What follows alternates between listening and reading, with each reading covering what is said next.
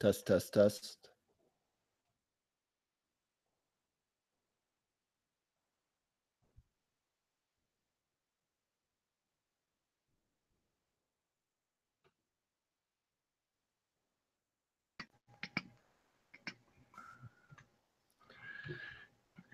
All right. They got all the old Atari Force comics on Get Comics today. It looks pretty cool. It's like, sweet. Yeah, I downloaded all the Rick and Morty ones yesterday. They just put all the trades up, so I got all the volumes 1 through 5. Dope. I didn't see. I must have glazed right over those. Yeah, it just came out like yesterday. It was on like their first page because I was going to do it the other day, but they only had individual issues, and I didn't feel like downloading 30 different files, so I was just like, Yeah. So now they got the trades. It's in 5 files. I want to know who this guy is that spends like all of his free time like putting all the new comics and organizing them all into zip file. Like, who is this guy? Like, yeah, magic. Because it's just all right. Here we it's go. Just one dude. All right, let's go. Yeah, I know. He just has a open donation link at the top and fucking pay for hosting fees. That's dope. All right, we are back. This is the Midpoint Marvelous Facts World Famous segment on the Marvel Madness Comics podcast. We got 2 people to feature for you tonight. One in a book we're about to cover, one in a book we're not covering at all tonight, that I just thought was an interesting addition back to prominence, I guess you could say. But we'll start things off with the person in a title we're covering next, and that is Starbrand. So if you don't know who Starbrand is, he's a pretty prominent figure for at least most of the legacy issue coming up. We're about to give you a quick refresher on who he is and really what he does. So that you know going in and reread the issue, and maybe you'll enjoy it a little more. But anyway, he's a relatively newer character. His first appearance was back in Avengers. That's Volume 5, Number 7, back in May 2013. He was created by Dustin Weaver and Jonathan Hickman, at least the latest iteration of Starbrand. The other ones. Yeah, the other ones were older. We're talking about the one from the Time Runs Out story and all that. So he's a human that was given the Starbrand during the White Event. And the White Event is a conflict that was caused by attempts to make the Earth sentient by I forget who the person was that kicked it all off, but that's why he was given the power. It might have been. I'm not sure. Maybe. Yeah, I know that's who he died fighting. In Time Runs Out, but that's not. It could or could not be. I forget. That's how Night Mask was born, and oh god, there's something else. And that guy, Ex Nihilo, and his devil-looking dude. Yeah, and his sister. I forget what her name is. Yeah. So they're the ones. Couple key facts. I'm pretty sure. I don't recall. Yeah. I've read that story like, I don't know. Secret Wars was 2-3 years ago at this point. It feels not that long ago, but it was. That's what they went there to do that to the Earth, and then they got resistance that they never got before, and ended up joining the Avengers. Yeah. Okay. So couple key facts about Starbrand here is when he's killed, he can unleash this energy with enough force to kill basically a cosmic level being, a Beyonder. So even if he does die, he's basically like a exploding time bomb that kills anybody in the vicinity, really. He was killed at one point fighting the Beyonders in the Secret Wars lead up during Time Runs Out. But after Secret Wars, everybody was basically kind of reborn or transformed in some way. So the transformation caused his transformation when he took on the Starbrand, caused him to annihilate his college where he went to school. So it was a big deal, a big event when he got it, because he was kind of looked at as a bad guy, a villain. But it was really just kind of like a mutant thing where you get your powers, you can't control it at first, kind of thing. A lot like Captain Marvel, just like those cosmic ray powers. Shoots a bunch of blasts out of his eyes, out of his hands, shit like that. So, it's crazy. I was just reading that his power is infinite, and it's only the only what the fuck is it? His imagination. The only it's only limited to his imagination. So if he doesn't think he's powerful enough, that's the only thing that's stopping him. Otherwise, he's powerful enough to destroy anything. Yeah. So he's a guy they only bring around once in a while when Earth annihilation is about to happen. But he's back for now anyway, and you can find out more about him in Legacy number 1, which we're about to talk about here after character number 2, and that is Ricochet, and he was in Scarlet Spider number 7 this week. So he popped in, and I'm like, oh man, I got to let everybody know he's here. So that's why I put him in the Midpoint Marvelous Facts. In case anybody's wondering why we're talking about Ricochet from Scarlet Spider 7, and we're not talking about that book. But anyway, his first appearance was in a comic called Slingers number 0 from September 1998. He's created by Joseph Harris and Adam Polina. The character's name is Johnny Gallo. He discovered he was a mutant endowed with the hyperactive agility and the ability to sense danger before it happened. Jonathan, long for Johnny, was one of the few mutants who retained his powers post M-Day. And then he has special throwing discs, which he stores on the sleeves of his jacket, 4 on each sleeve. These discs can bounce off walls and targets with incredible force. And Spider-Man was actually the first to use these discs. And I guess Ricochet adopted the technology.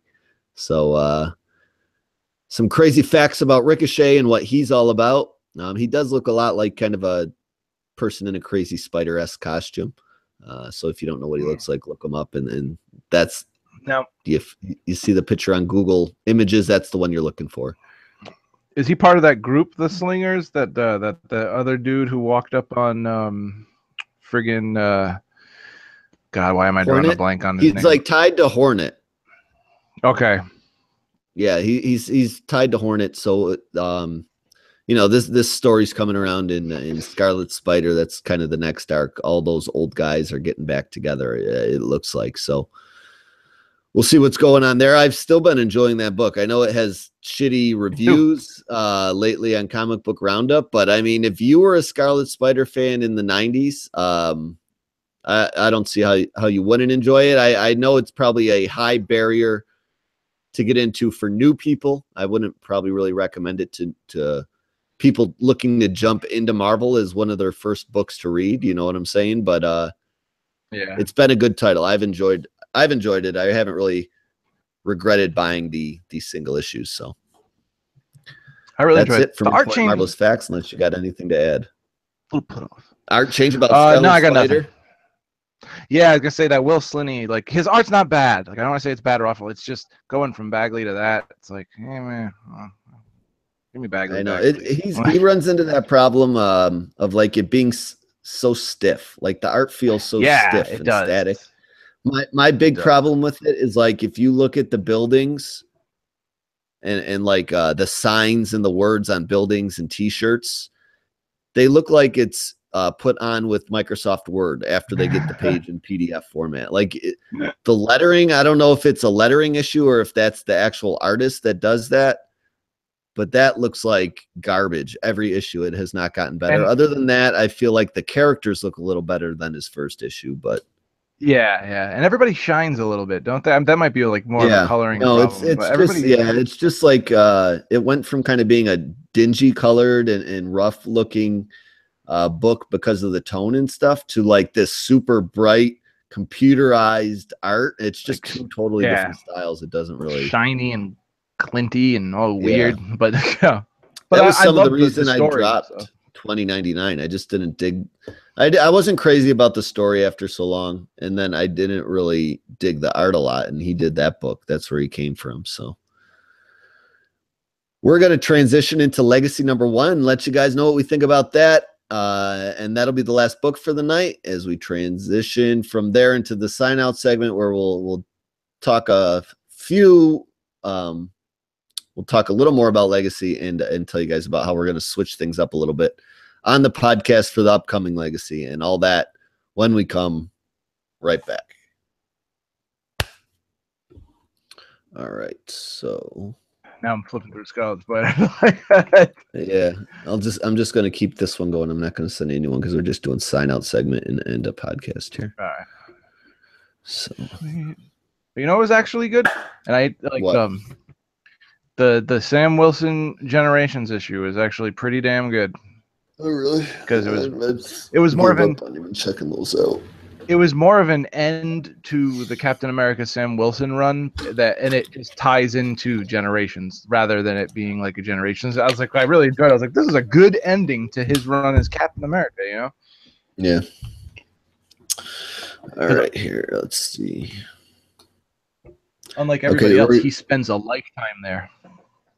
Yeah, we'll talk about like I don't know, a couple things or characters you maybe expected to see in the Legacy book you didn't. And then 3 books. Oh yeah, shit. 2 or 3 books you're most excited for. That may bring there it is. Boy, oh boy.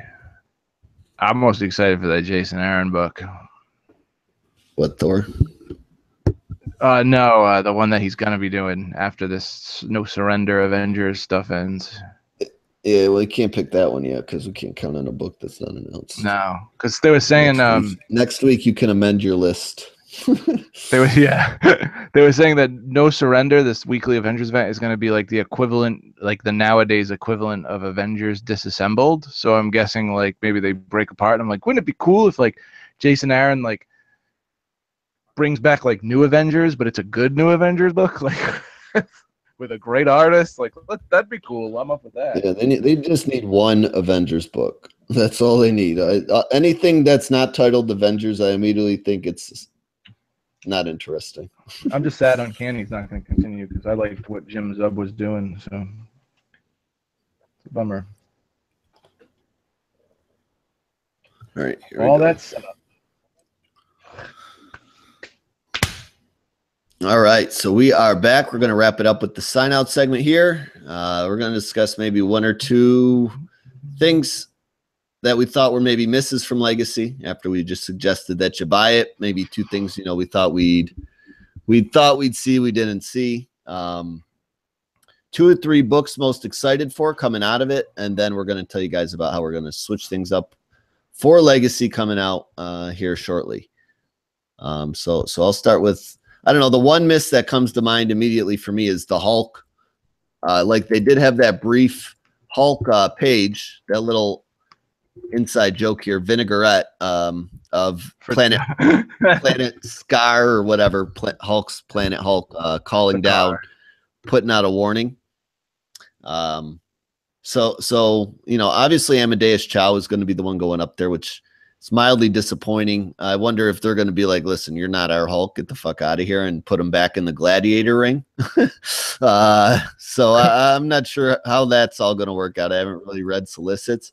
But I wanted something like Banner related, either a gravestone or tell us what happened. Like nobody, since he took an arrow to the head, has heard jack shit from Bruce Banner. So I wish we would know.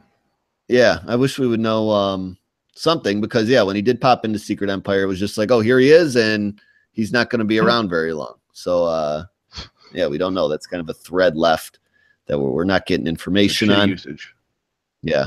And then the second thing I kind of thought was a little, I don't know, not up to par that I wanted to happen was there was no reference of really any X-Men team stuff going on in there. They had the Logan stuff, the Logan reveal, and they showed Jean Grey, but there was no like for the X-Men to really follow. And then with all the space stuff going on and hints of Infinity Stones and gems, there was no like there was one panel literally of Guardians of the Galaxy. So like you're trying to direct people over to that book really for Infinity Stone stuff.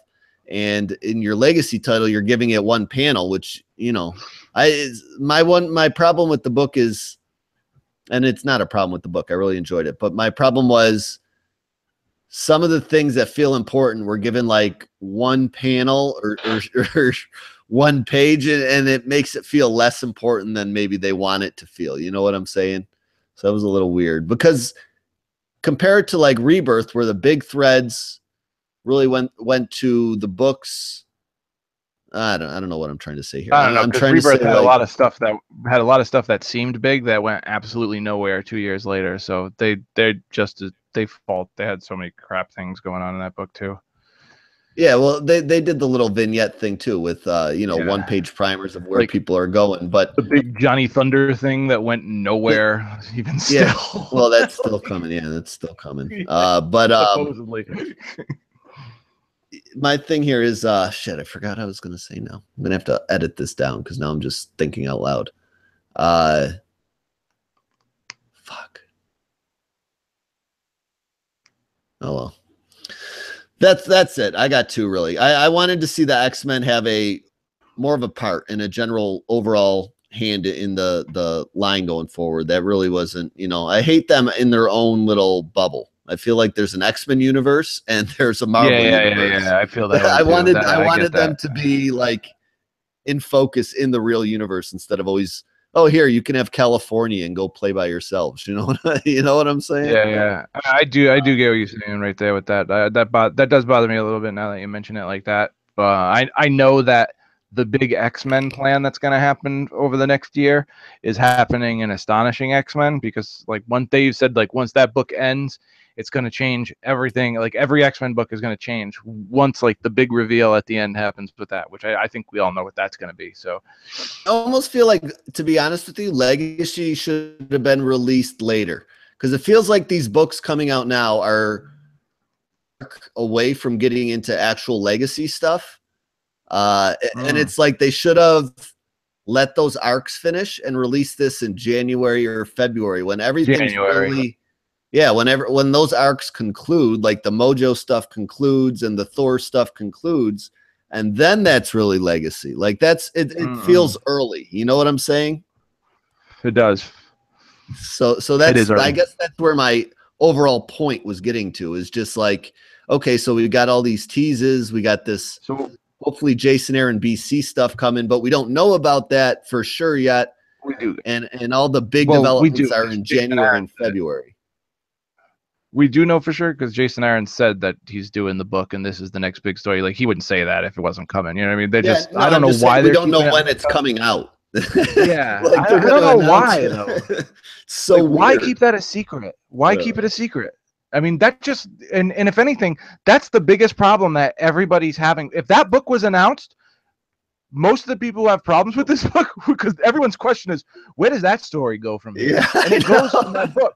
And unless you read that CBR interview with Jason Aaron, you don't know that he's doing that book. Yeah, I'll tell you right now, as soon as I find out a news story is an interview, I check out. I'm not reading that news story. I hate reading interviews.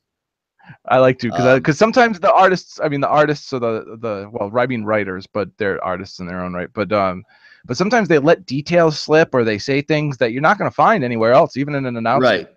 I know. It's just such a dull style of reading to me. I can't get into reading like an interview. I do it when I'm on the shitter. But there you go. You're bored anyway. So the question, our first question is, like 2 or 3 characters or misses that you wanted from Legacy you didn't get. I wanted. So mine were basically Hulk and X-Men. Yeah, you wanted Reed. I wanted Reed really bad. We got his kids. What we got with Wolverine, I thought was going to be Reed. So, I mean, I would have taken Reed over Wolverine, but that's fine. It would have made more sense if you saw Reed holding a fucking Infinity Stone. Like, yeah, he knows what to do with that. What Logan's gonna cut it in half? What's he gonna do? Like, I'm wondering, like, did Logan make a deal with somebody and like, wherever he was when he died? Like, doesn't he look almost evil when he has that? He looks fucked up. He looks like because he looks prepared. He's got the beer truck, he's got the camper, so he's like, he knows exactly, like, it looks like he got direction to do what he's doing. Like someone told him where to go, what was gonna happen, because it's like he showed up at the just at the right moment when that frost giant was running up that hill. Like, did Yeah. he know that thing was I coming? So know I'm like, it's hard to tell if he hit it like a deer on accident or if he was like saw that thing in the distance and gunned it because he's like, oh, I can just hit it with my car and don't have to fight it, you know? yeah. Or if someone told him, like, listen, you got to be here at this time, and you're gonna want to Yeah. get this box with these numbers on it. Like, that's cool. What else? That was really it for me. Read, like, I was banking on that a lot, and that's what I was hoping for. But I didn't, and I was hoping for something, but you know, like you said, it wasn't announced yet. But I was hoping for something that was going to cross two big stories. That's just not going to happen. I agree with you about the Guardians of the Galaxy thing, because that's a big deal, and Yeah, it's supposed to. They're like follow the Infinity Gem story here, and they give you one panel of like just Gamora looking at a picture of gems.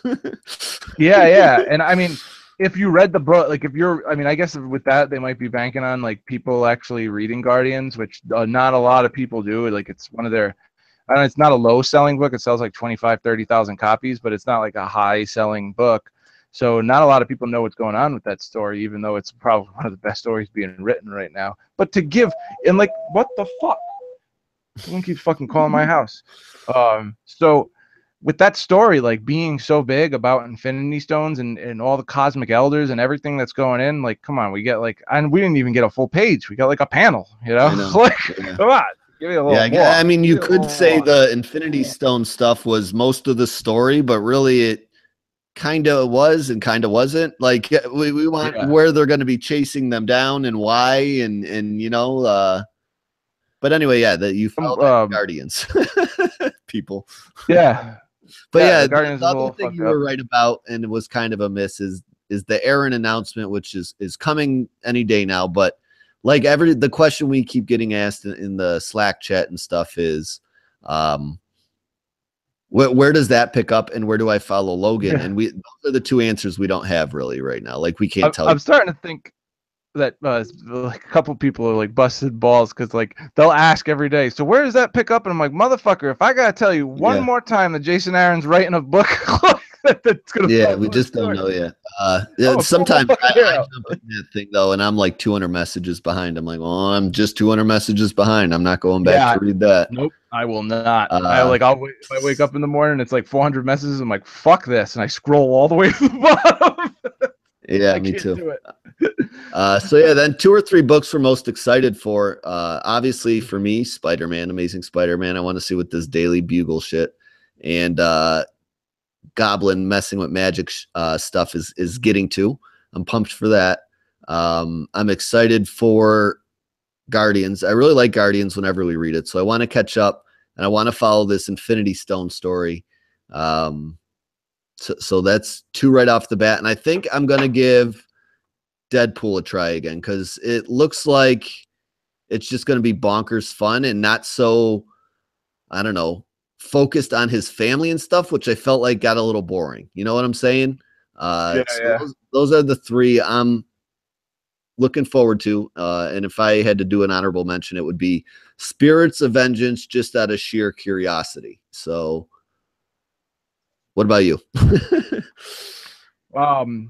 One is, you know, Guardians of the Galaxy. I'm super excited for that Infinity story, especially the way it's all been set up, like kind of Quentin Tarantino-esque, like where you'll get like an issue of the current story, an issue of what it's they were going doing monthly before. now too, so I'm more excited. So I'm not behind on it anymore. You know, I like that they did that. Like they took 10 issues biweekly to set up this big story, and then they go monthly. I'm like, that's cool. Like you set it up real quick, and then now we're just going month to month. But I'm also excited for this fucking the planet of Bast, the intergalactic empire of Wakanda. Like I want to see that Daniel Acuna art, which I'm just like, man, I wish he would be drawing. I know it's gonna be Leonard Kirk, but I wish he would be drawing that story because it looks amazing. I'm excited for Invincible Iron Man because I just want to see what the fuck's going on with Tony Stark. I'm very interested. I want to see Riri and Doom team up and go on an adventure together to look for Tony. That just sounds really cool to me. And it looks like Tony comes back in his old school armor, like the one like in the beginning of the Matt Fraction run, like the Warren Ellis, the Extremis armor. He was in the Extremis armor on the cover. And Thor, I'm super excited for Mighty Thor. I was going to throw Captain America in there too because it's Mark Waid and Chris Samney. I'm not a gigantic Mark Waid's really hit or miss, but when he teams up with Chris Samney, magic happens. So Thor, Guardians, Black Panther, and whatever the fuck I just forgot. Iron Man. Yeah, Iron Man. There we go. So yeah. Speaking of all that legacy stuff, we're going to do just a temporary format change for you guys. We're going to get away from our 4 categories. We're going to wrap up Venomverse next week, and then we're going to do legacy books. So each week we're going to give you guys 4 legacy books, not really focusing on a specific category, just 4 of the biggest or most interesting to us. So if there's one you guys want to hear, hit us up on Twitter. Let us know what that is, because we also want to cover the ones you're most interested in, let you know what we think of them. And that's what we're going to do until this legacy initiative, I guess you could call it, is over with. So I guess what's that, December, basically, when all 50 titles come out. So we got a few months of that, and then we'll go back to our 4 categories that you guys seem to like. So yeah, that's going to wrap up the podcast. Again, you guys looking to reach us, it is at MadnessMarvel1 on Twitter, and Gmail is marvelmadness0@gmail.com. So hit us up either way. We want to hear from you guys. We want to know what books you're enjoying. If we're not covering something you want to hear about, you disagree with us, tell us why, anything, hit us up there. Next week's books, we got first week of Legacy Month. We're going to do Iron Fist 73, kicking off an arc with Sabretooth in the book. So that sounds pretty fucking cool. It looks like Sabretooth is going full back to bad guy mode. Is that what's going on there, maybe? I read the last previews issue where it had the first couple pages, and it looks like they're, it doesn't look like they're friendly, but I think they're teaming up. Oh, okay. So maybe they'll fight the first issue and then reach an understanding, something along those lines. I like Sabretooth, so that'll be cool. Me too. X-Men Gold number 13. We're gonna kick off the first issue of the Mojoverse crossover with X-Men Blue. Shout out Rich Richardson. So yeah, we got all that coming. The third legacy book we're gonna cover will be Spirits of Vengeance number 1. That is the Ghost Rider book. Basically, I forget who else is in it. Is it Blade?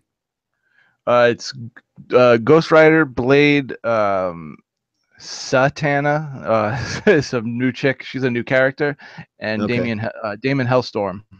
Okay, so that's who's in that book. I'm pretty interested in what's going on there, just because I have basically no idea what to expect. So I hope for just complete batshit bonkersness, and I might enjoy it. And then our fourth book is the event title of the week. It's going to kind of be a split dual section. We're going to give you the ending to Venomverse, spoil the shit out of that for you guys, let you know what we thought overall of the series. And then Punisher Platoon number 1. We're going to give you some quick thoughts on that book. Garth Ennis. Goran Parlow. Doing a 6-issue. Is it a mini or a maxi? It's a mini, 6-issue mini. Okay, so 6-issue mini. We're going to kick off the first issue of that and see what it's all about. So you got basically 4.5 books coming for you guys next week to make up for the 3 this week. We're going to sign out. You know where to find us on Podbean, on Twitter, on Gmail. We got reviews up at WeirdScienceDCComics.com. So look at those there. Marvel Legacy review is up. And that's it. We'll holler at you guys next week. Same time, same place. Adios. Peace.